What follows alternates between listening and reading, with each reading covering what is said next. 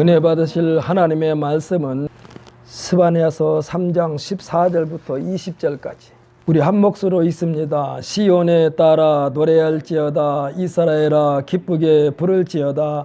예루살렘 따라 전심으로 기뻐하며 즐거워할지어다.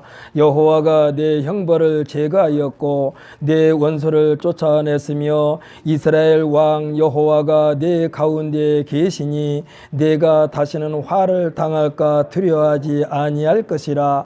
그날에 사람이 예루살렘에 이르기를 두려워하지 말라. 시온아 내 손을 늘어뜨리지 말라. 너의 하나님 여호와가 너의 가운데 계시니 그는 구원을 베푸실 전능자시니라. 그가 너로 말미암아 기쁨을 이기지 못하시며 너를 잠잠히 사랑하시며 너로 말미암아 즐거이 부르며 기뻐하시리라 하리라.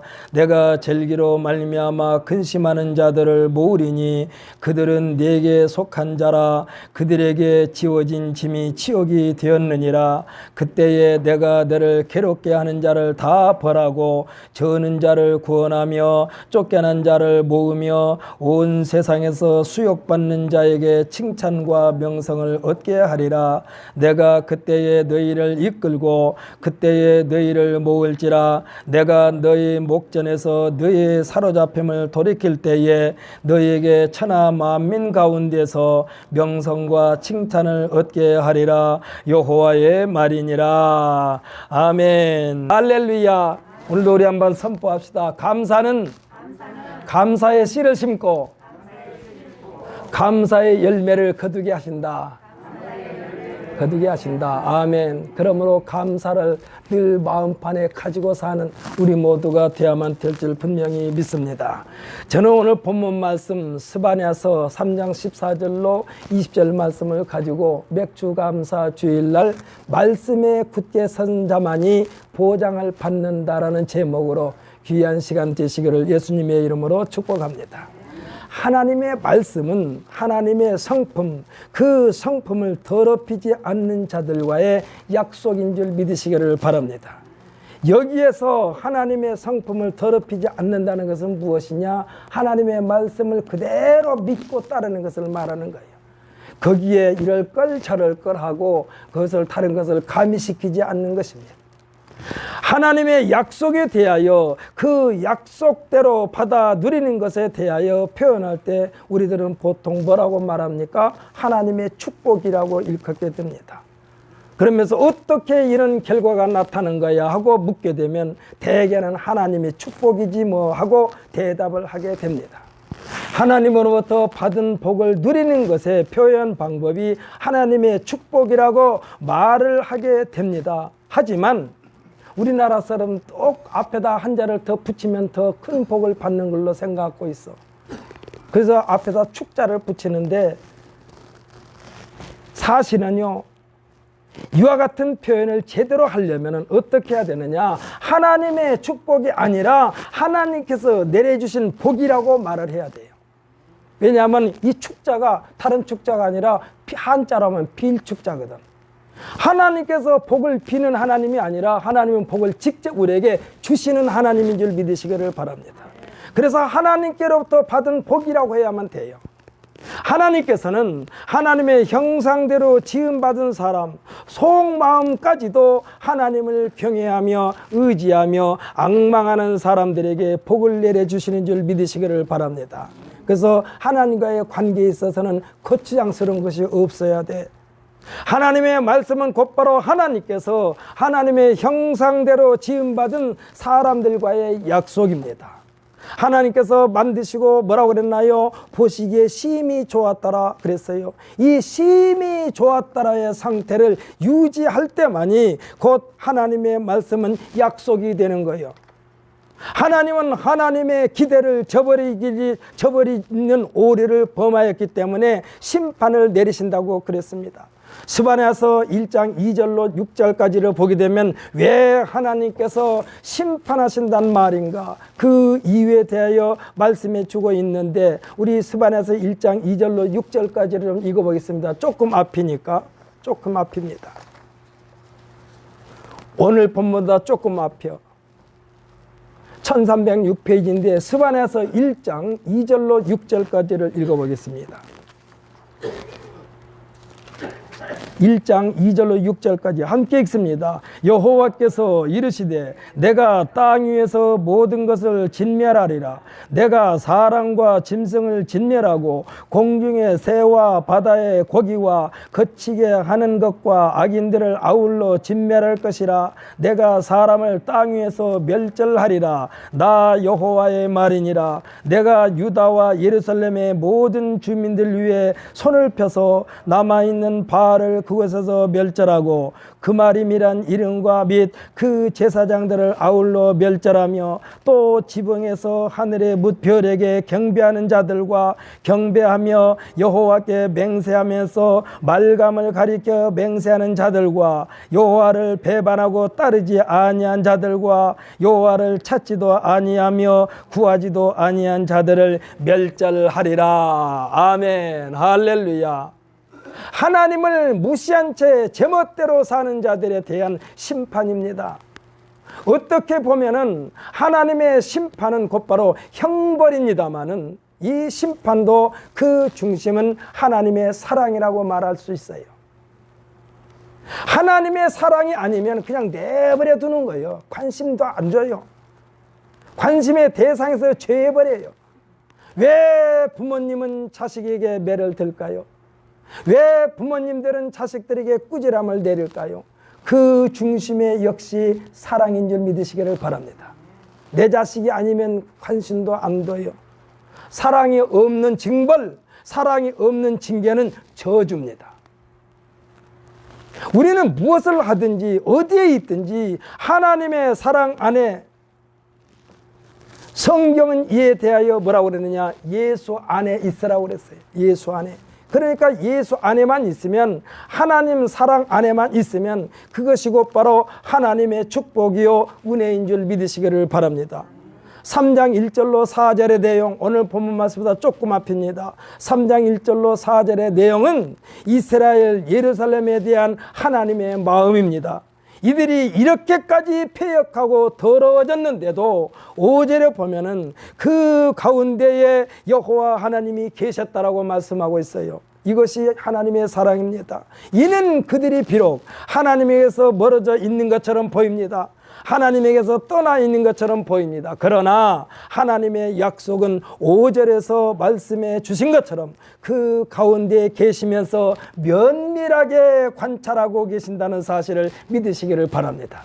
그래서 이 시간에 3장 1절로 4절까지를 읽고 또 잠깐 머물렀다가 5절도 한번 읽어보겠습니다. 3장 1절로 4절까지 우리 함께 읽습니다. 패역하고 더러운 곳 포악한 그 성읍이 화 있을진저 그가 명령을 듣지 아니하며 교훈을 받지 아니하며 여호와를 의뢰하지 아니하며 자기 하나님에게 가까이 나아가지 아니하였도다. 그 가운데 백성들은 부르짖는 사자요 그의 재판관들은 이튿날까지 남겨두는 것이 없는 저녁 일이요 그의 선자들은 경솔하고 간사한 사람들이요 그의 제사장들은 성소를 더럽히고 율법을 범하였도다. 5절도 함께 있습니다. 그 가운데에 계시는 여호와는 의로우사 불의를 행하지 아니하시며 아침마다 빠짐없이 자기의 공의를 비추시거늘 불의한 자는 수치를 알지 못하는도다. 아멘. 할렐루야. 제가 왜 오늘 이런 말씀을 여러분에게 드리느냐? 성경에 보게 되면요, 긍정적이고 축복하고 권면하는 말씀보다 책망하고 징계 내리는 말씀이 훨씬 많습니다. 쉽게 생각해 보십시다. 새 옷을 입는 것은 간단해요. 근데 새 옷을 입기까지에 우리 몸을 준비하는 시간은 많이 걸려. 그렇지 않습니까? 더러워진 옷을 벗어야죠. 그 다음에 또 몸에 묻은 때를 씻어야죠. 그런데 옷 입는 시간은 금방. 그래서 하나님의 우리에게 내리신 축복의 말씀, 은혜의 말씀은 조금뿐이 기록이 안 돼 있어요. 거의가 다 책망하는 말씀이요. 왜 그러느냐? 우리를 깨끗하게 하시는 하나님의 놀라운 사랑인 줄 믿으시기를 바랍니다. 이게 몸 씻는 시간이 많이 걸린다니까. 옷 입는 시간은 금방이요. 새 옷을 입는 시간은. 눈앞의 것만 보고 느끼는 아들이 멀리 보고 다 계획한 부모님의 마음을 헤아리지 못한 것과 같습니다. 하나님에게서 멀어진 자에게 하나님의 공의를 비추시거늘 자신의 수치를 알지 못한다는 말씀을 하고 계십니다. 부모님이 깊은 뜻을 모르는 자는 현실의 벽에 부딪혀 부모님을 원망하게 된다는 거예요. 이는 한마디로 성숙되지 못한 처신입니다. 예수님은 마태복음 5장을 쭉 교훈하시면서 5장 48절에서 뭐라고 말씀하셨느냐? 5장 1절에서 47절까지 교훈하시고 결론을 내리신 말씀이 뭐냐? 그러므로 하늘에 계신 너희 아버지 온전하신 것 같이 너희도 온전하라, 이 말씀이요. 결국은 이 말씀을 주시기 위하여 5장 1절부터 47절까지 말씀을 하시는 거예요. 예수님은 말씀하십니다. 그러므로 하늘에 계신 너희 아버지 온전하신 것 같이 너희도 온전하라. 결국은 뭡니까? 이게 하나님과의 사이클을 맞추면서 살아라, 이 말씀이에요. 하나님의 마음을 읽을 줄 알아야 된다는 것입니다. 하나님은 왜 우리에게 종종 어려움에 부딪히게 하실까? 그 답은 간단합니다. 왜요? 감사할 줄 알으라고 그런 거예요. 감사할 줄 알으라고. 교만하지 말라라고 그런 거예요. 육체의 고통을 겪지 않으면요, 건강에 대한 감사가 소멸됩니다. 잘 먹고 잘 배살하는 것에 대한 감사도 우리는 너무나 인색합니다. 감사에 대한 우리들의 표현 방법이 예배인 줄 믿으시기를 바랍니다. 찬송입니다. 기도입니다. 여기에 나라는 존재가 재물이 되어야 된다, 이 말씀이에요. 나라는 사람이 재물이 되지 않는 상태에서 아무리 예배를 드려도 아무 소용이 없어. 스바냐서 1장 7절에 보면은 여호와 앞에서 잠잠할지어다 했는데, 이 말씀은 우리 자신은 언제나 하나님 앞에 머물러 있으라는 말씀인 줄 믿으시기를 바랍니다. 하나님에게서 머물러 있지 않고 그 자리를 떠나 있으니까 결국은 어디 가는 거예요? 범죄의 자리에 가는 거예요. 사랑하는 성도 여러분, 하나님 앞에 머물러 있으려면 어떻게 할까요? 여호와 앞에 잠잠하려면 어떻게 할까요? 방법은 하나입니다. 나 자신이 제물이 되어 하나님 말씀을 묵상하는 것입니다. 3장 7절에서 말씀해 주시기를 내가 이르기를 너는 오직 나를 경외하고 교훈을 받아라. 그리하면 내가 형벌을 내리기로 정하기는 하였지만, 여기가 중요해. 내가 형벌을 내리기로 정하기는 하였지만 너의 거처가 끊어지지 아니하리라. 왜요? 사랑하기 때문에 그래요. 그럼에도 불구하고 악한 세력들은 부지런히 그들의 모든 행위를 더럽게 하였느니라라고 말씀하고 있습니다. 이에 대처 방법도 말씀해 주셨어요. 심판하시는 주님을 기다리라고 그랬습니다. 더럽히는 행위에 대한 심판은요, 준비하고 계신다는 얘기요. 오늘 우리가 읽은 본문 말씀 16절에 뭐라고 그랬느냐? 시온아 내 손을 늘어뜨리지 말라라고 했습니다. 올해 2022년도 우리 교회 표어가 뭡니까? 성도들이여 내 손을 늘어뜨리지 말라요.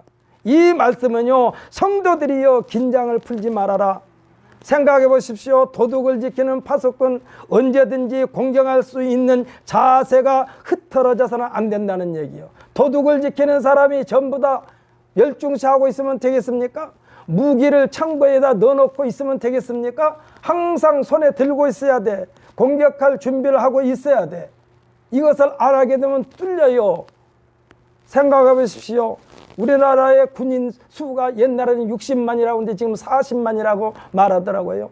지금 60만 군인들이 다 지금 국민들의 안정을 위하여 날마다 눈을 부릅뜨고 지키고 있습니다. 그런데 순간, 아차하는 순간 가끔 뉴스에 나오지 않아요? 휴전선이 뚫려 북한에서 내려오는 귀순병들이 와서 문을 두드릴 때까지 모르고 있었어. 왜 그래요? 무사한 일에 빠져서 그래. 손을 늘어뜨리고 있어서 그래. 성도들의 마음도 악한 원수마귀 사탄의 세력이 우리가 눈을 부릅뜨고 지키지 않으면 우리의 마음을 완전히 송두리째 흔들어 버린다니까. 그래서 하나님께서 깨어 있으라고 그러는 거예요. 손을 늘어뜨리지 말라. 손을 늘어뜨리지 말라는 얘기는요, 항상 공격할 준비를 하고 있으라 이 말씀이요. 도둑이 들어오는데 그때서야 무기를 챙겨가지고 이미 공격 받아버리면 무슨 소용이 있어요? 무슨 소용이 있어? 그래서 운동하는 사람들의 기존 목표는 뭡니까? 공격하기 위해서가 아니라 자기 몸을 보호하기 위해서, 그래서 호신술이라고 말하지 않습니까? 언제든지 열심히 연습하여 자기 몸에 익힌 사람은 어느 쪽에서 공격해 오든지 간에 착착 막아내는 거예요. 손을 늘어뜨려 가지고 막아낼 수 있습니까? 깨어있지 않고서는 막아낼 수가 없어. 오늘 우리가 읽은 본문 말씀은요, 설교 시작하자마자 곧바로 우리가 함께 합독했던 1장 2절로 6절의 말씀 분위기와는 정반대의 말씀이 오늘 우리가 읽은 본문 말씀이요. 1장 2절로 6절의 말씀은 심판에 앞서서 경고하시는 말씀입니다. 이 경고를 하나님의 사랑으로 받아들일 만큼 우리들은 성숙되어야만 되는 줄 믿으시기를 바랍니다. 야단칠 때 야단친 것으로만 생각하면요, 안 돼요. 나에게 경고하시는 것으로 받아들이라 얘기야. 하나님의 말씀은 성숙된 자에게는 칭찬의 말씀으로 옷 입혀지고, 하나님의 말씀에서 떨어져 있는 사람에게는요, 경고의 말씀 또는 징계의 말씀이 되는 것입니다. 그러니까 하나님 말씀으로 우리가 성숙된 사람들은 그 말씀이 우리에게 칭찬의 말씀으로 다가오는 거예요. 생각해 보십시오. 우리가 차를 몰고 다니다 보면 길거리에서 교통경찰관을 만나게 됩니다. 교통경찰관이 단속을 벌이는데 법규를 잘 지키는 사람에게는 마음의 여유가 생깁니다. 떳떳합니다. 왜요? 잘못이 없으니까. 그리고 이와 같이 떳떳하고 법규를 잘 지킨 사람을 바라보는 경찰관의 표정은 무엇입니까? 미소를 지어요. 왜? 그 사람 나무랄 데가 없으니까. 그런데 법규를 위반한 사람에게는 눈초리가 매섭게 보입니다. 큰 사고를 일으키기 전에 경고를 하는 것입니다. 그 방법이 뭐요? 범칙금을 물게 하는 거예요. 범칙금 무는 것으로 인하여 여러분 속상해하지 마십시오. 그거를 안 물렸으면 내가 사고를 저지를 수 있기 때문에 범칙금을 물리는 거예요. 그러면서 뭐라면 호루라기를 불면서 도로변에 차를 정착시키는 일을 교통경찰관이 합니다. 재수 없이 걸렸네 그러지 말고 잘 걸렸다고 생각해야 돼. 그대로 갔으면 사고나. 하나님에게서 멀어지면 그들이 생각할 때는 뭐라고 말합니까? 하나님에게서 멀어져 가지고 하는 말이, 여호와께서는 복도 내리지 아니하시며 화도 내리지 아니하리라 하겠지만, 하나님께서는 이와 같은 자들을 등불을 켜시면서 두루 찾아 샅샅이 찾아 벌을 내리신다라고 말씀하고 있습니다. 어떠한 벌일까요? 1장 13절에서 말씀해 주고 있는 벌입니다.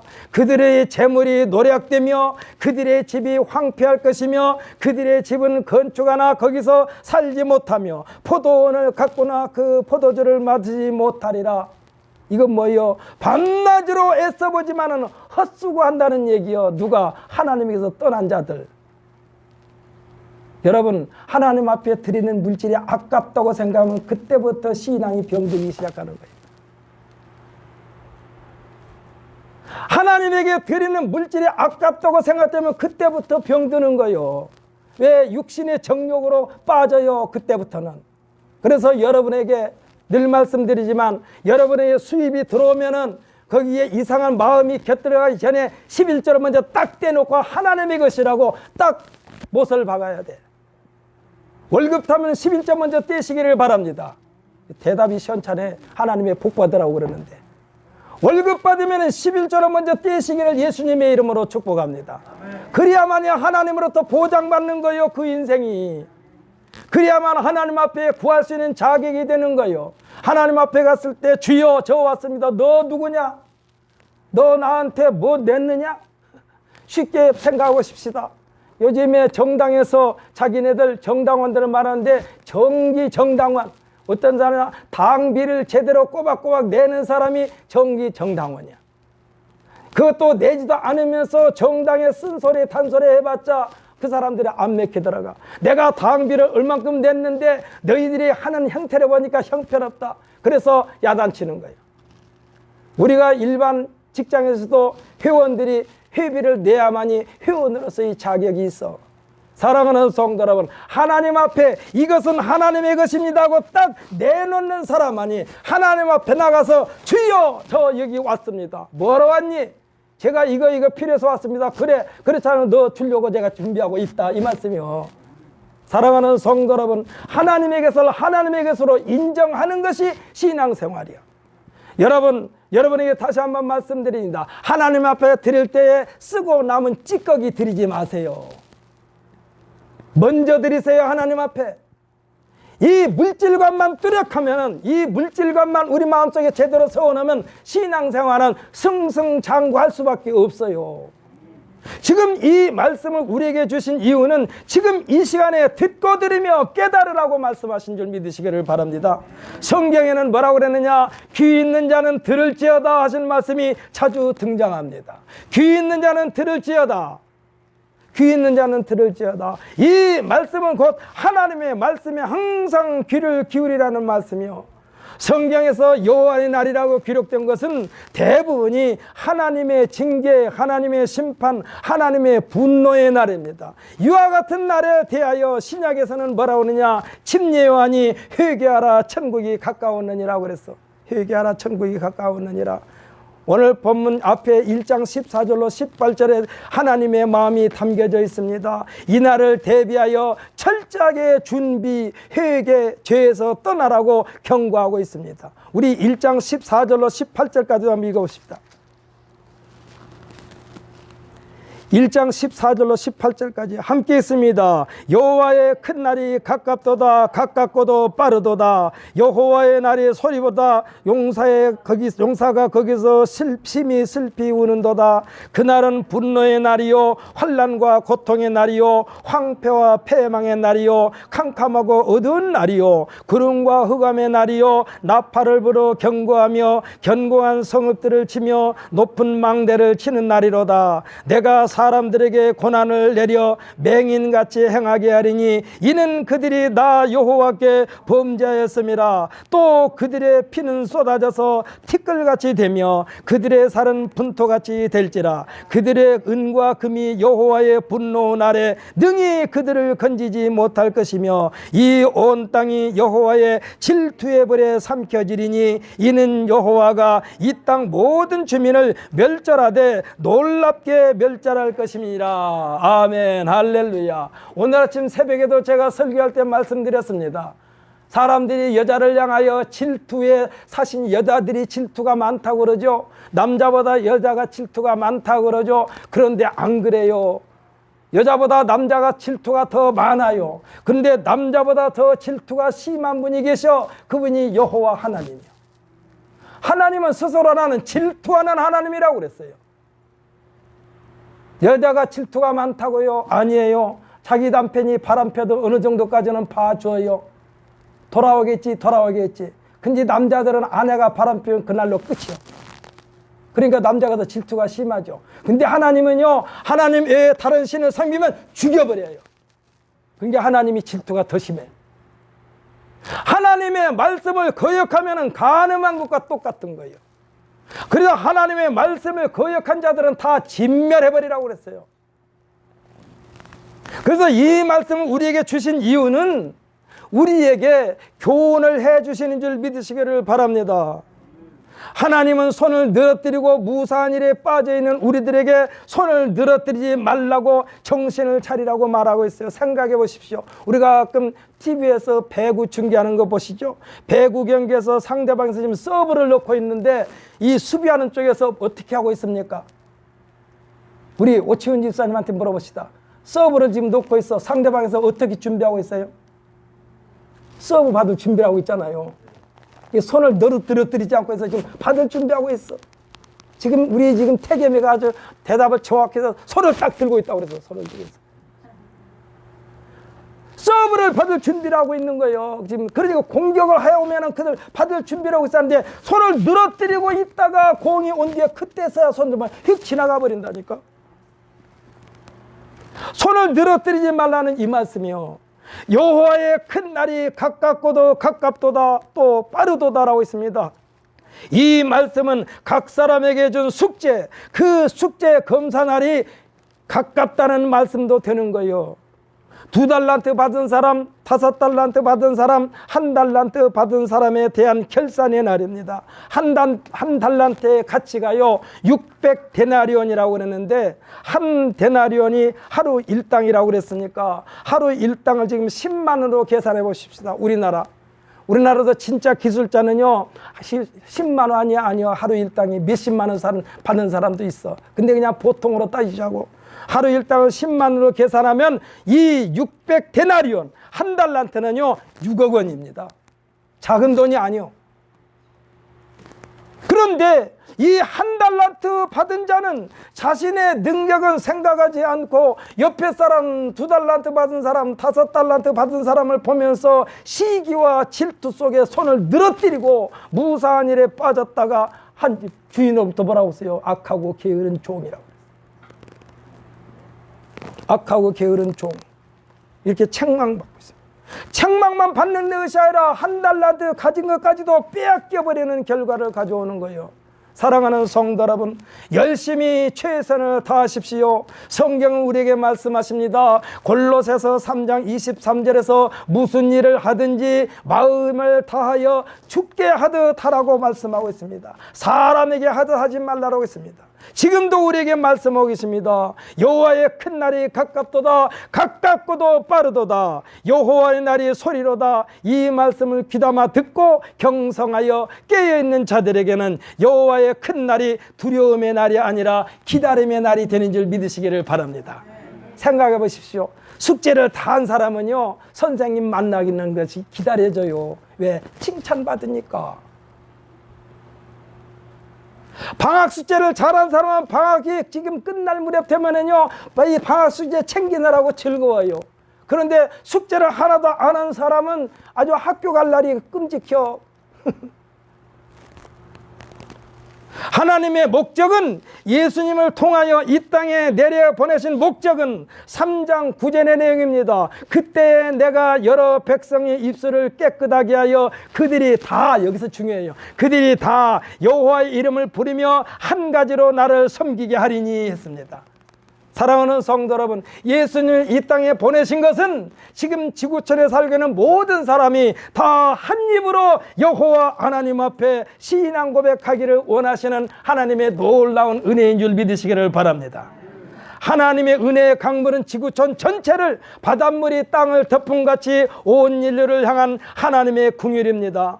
한쪽에서는 아비 귀환이요, 한쪽에서는 축제의 한마당이 아니라 지구촌 전체가 축제의 장이 되기를 원하시는 하나님의 사랑인 줄 믿으시기를 바랍니다. 그 내용이 오늘 우리가 읽은 본문 말씀이요, 예수님께서 십자가상에서 최종적으로 하신 말씀, 뭐라고 말씀하셨느냐? 다 이루었다라고 그랬습니다. 다 이루었다. 영어에서는 it is finished라고 했는데 이 말이 뭐냐? 끝내버렸다. 이제 더 할 일이 없다, 이 소리야. 예수님께서 더 이상 할 일이 없다. 다 끝내버렸다. 마쳤다, 이 말씀이야. 이제 지구촌에 존재한 모든 사람들을 향하여 부르십니다. 시온의 딸들하고 부르십니다. 누구를 죄시키며 왕따시키는 것이 하나님의 본 마음이 아니라 시온의 딸들아 부르실 때에 하나님의 부름에 온 인류가 시선이 하나님께 집중되기를 원하시는 하나님이신 줄 믿으시기를 바랍니다. 그래서 우리가 성경에 보면 예수님 앞에 다 무릎 꿇기를 원하고 있어요. 땅 아래 있는 자들아, 땅 위에 있는 자들아, 하늘에 있는 자들아, 다 예수 앞에 무릎 꿇기를 원하시는 하나님의 사랑인 줄 믿으시기를 바랍니다. 맨 처음 아브라함을 불러 세우시면서 하신 말씀이요, 창세기 12장 3절에서 뭐라고 말씀했느냐? 그대로를 지금 하는 거예요. 땅의 모든 민족이 너로 말미암아 복을 얻을 것이라. 여기서 중요한 것이 뭐예요? 땅의 모든 민족이요. 땅의 모든 민족이 너로 말미암아 복을 얻을 것이라. 여기서는 왜 너로 말미암아는 뭡니까? 너와 같은 믿음을 소유한 자들을 말미암아 복을 얻게 할 것이라 말씀하고 있습니다. 시온에 따라 노래할지어다. 이스라엘아 기쁘게 부를지어다. 예루살렘 따라 전심으로 기뻐하며 즐거워할지어다. 오늘 본문에서 말씀하고 있지 않습니까? 여기에는요 구경꾼은 없습니다. 축제의 주인공일 뿐입니다. 하나님께서 천지 만물을 창조하시고 최후의 평가가 창세기 1장 31절에서 하나님이 지으신 그 모든 것을 보시니 보시기에 심히 좋았더라.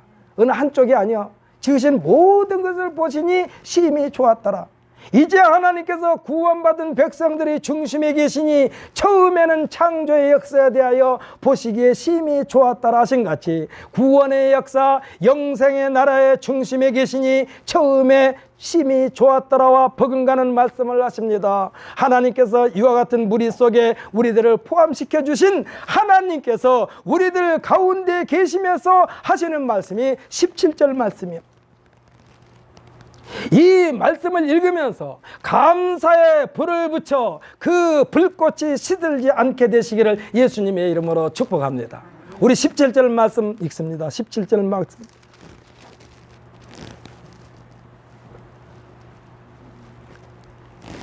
자, 함께 읽습니다. 너의 하나님 여호와가 너희 가운데에 계시니 그는 구원을 베푸실 전능자시라. 그가 너로 말미암아 기쁨을 이기지 못하시며 너를 잠잠히 사랑하시며 너로 말미암아 즐거이 부르며 기뻐하시리라 하리라. 아멘. 할렐루야. 이 모습이 천국이요. 이 모습이 천국이요.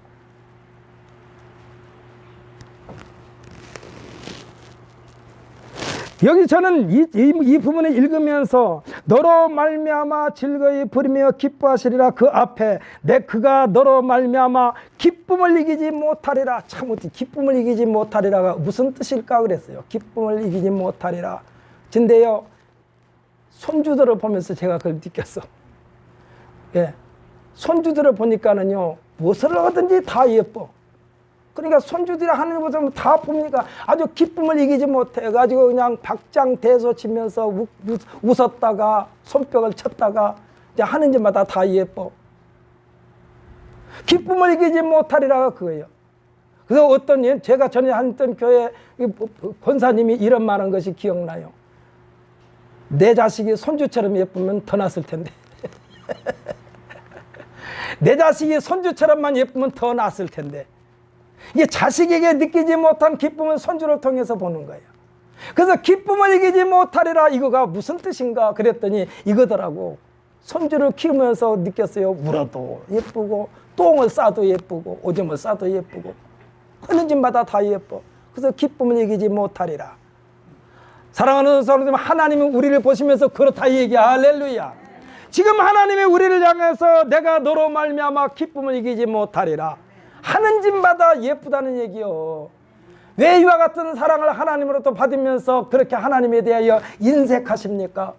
왜 이렇게 따지십니까? 우리는 따지지 마십시다. 하나님께서 나를 사랑하신 것은 얼마만큼 사랑하느냐? 독생자를 내주시면서까지 우리를 사랑하셨어.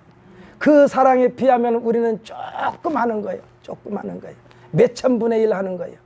우리가 가끔 그러죠. 아이고 하나님 제일주의로 산다고 하면서도 결정적인 순간에 하나님의 제일주의가 아니라 내가 제일주의이 돼버렸어. 내가 제일주의. 오늘 이 시간 여러분 회개하십시오.